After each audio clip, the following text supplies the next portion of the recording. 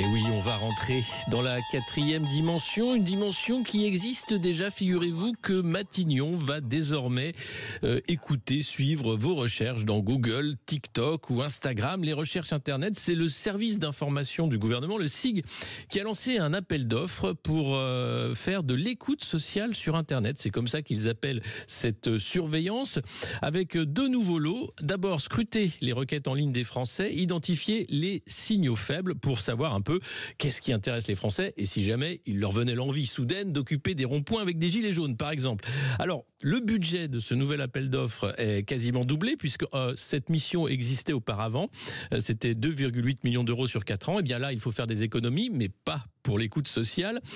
5 millions d'euros pour 4 ans qui vont être demandés donc à ces prestataires. L'idée, c'est d'avoir des outils pour l'étude sociale et le search listening pour savoir de quoi vous parlez, vous les Français, nous les Français, par rapport à l'action du gouvernement. Mais l'actualité, en général, il s'agit d'étudier les mots-clés, ceux qui sont les plus cherchés pour avoir des stratégies de communication du gouvernement. Et puis, il cherche également à Matignon un prestataire pour détecter les signaux faibles, pour savoir ce qui pourrait être pris en considération par l'action publique. On sent quand même la fébrilité d'une période presque pré-révolutionnaire, diront-nous.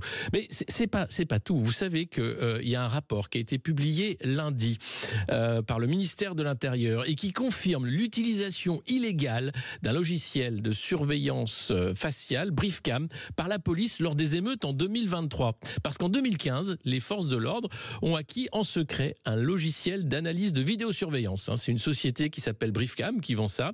Et depuis 8 ans, le ministère de l'Intérieur a cet outil qui permet la reconnaissance faciale. Alors vous savez que pendant les JO, on a parlé de caméras algorithmiques qui permettaient de voir des comportements étranges dans la foule. Là, il est question de reconnaissance faciale et ça a bien été utilisé. Alors, une fois documenté lors des émeutes de 2023, ça n'a pas conduit à l'arrestation d'émeutiers. Il faut savoir que le slogan de Briefcam, c'est quand même transformer la vidéosurveillance en intelligence active. En France, une centaine de villes ont équipé leur police de l'application Briefcam, à Nice, Roanne, Aulnay-sous-Bois, Perpignan ou Roubaix par exemple.